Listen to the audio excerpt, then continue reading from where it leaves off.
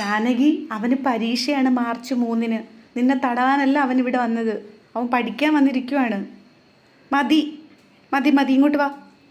ആ വാ വാ, ഞാൻ തടവിത്തരാം. എന്തൊരു പെണ്ണാണോ എന്തോ, ഇങ്ങനെ എല്ലാവരും ഇങ്ങനെ തടയിക്കൊണ്ടിരിക്കണം. ആ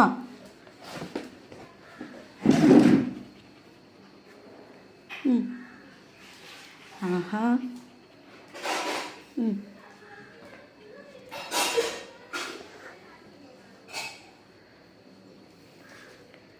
ബെസ്റ്റ്.